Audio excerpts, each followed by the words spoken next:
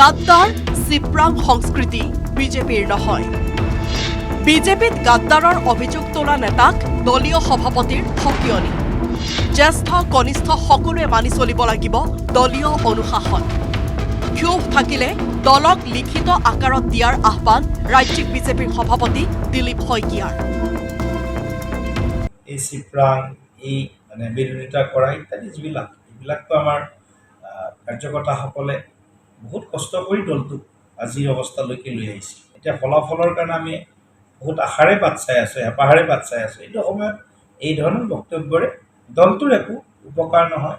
আৰু আমি যিটো লক্ষ্যৰে নিৰ্বাচনী ৰাজনীতি কৰিছোঁ, এই নিৰ্বাচনী ৰাজনীতিটো কিবা থাকিলে ইয়াত আছে ব্যৱস্থা।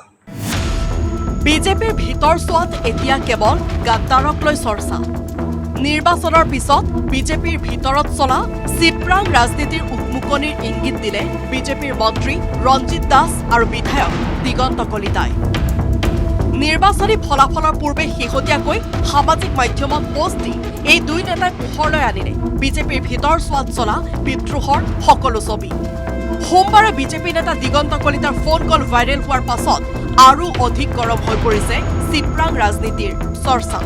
দলৰ কাৰ্যকৰ্তাৰ মাজত চলা এনে ক্ষোভ অসন্তুষ্টিয়ে দলটোৰ মৰ্যাদা অৱনমিত কৰাৰ সময়তে পৰিস্থিতিত লেকাম টানিবলৈ গৈ মুখ খুলিছে ৰাজ্যিক বিজেপিৰ সভাপতি দিলীপ শইকীয়াই। বিজেপি দলত চিপ্ৰাং ৰাজনীতিৰ কোনো স্থান নাই বুলি কৈ ৰঞ্জিত দাস আৰু দিগন্ত কলিতাক সকিয়নি দিলীপ শইকীয়াৰ। আমাৰ বহুত কাৰ্যকৰ্তাসকলৰ মনতো অলপ ক্ষোভ আহিছে। কিয় এওঁলোকে এনেকুৱা পোষ্ট দিলে, কিয় কৰিলে? যিহেতু তেওঁলোকে অভিযোগ আনিছে, এতিয়া অভিযোগ আনিলে নহ'ব, অভিযোগ প্ৰমাণ কৰাৰ দায়িত্ব তেওঁলোকৰ।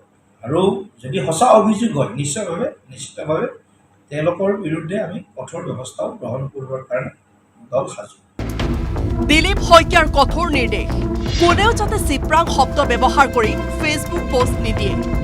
যিকোনো ক্ষোভ অভিযোগ থাকিলে লিখিত আকাৰত প্ৰদান কৰক। এনে ঘটনাৰ পুনৰাবৃত্তি নঘটাবলৈও সতীৰ্থক আহ্বান দিলীপ শইকীয়াৰ। ব্যক্তিগতভাৱে কেতিয়াবা মতৰ অমিল হ'ব পাৰে, কেতিয়াবা হয়, কিন্তু মনৰ অমিলটো আমাৰ হোৱা নাই।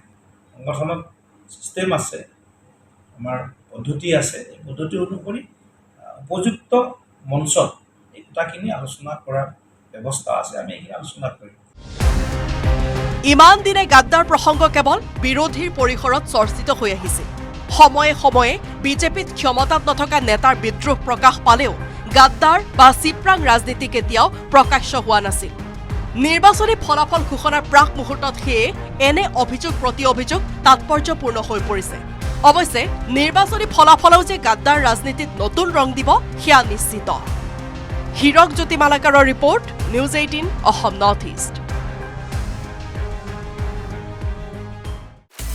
আপুনি বিচৰা বাতৰি পাব কেৱল নিউজ 18 এপত।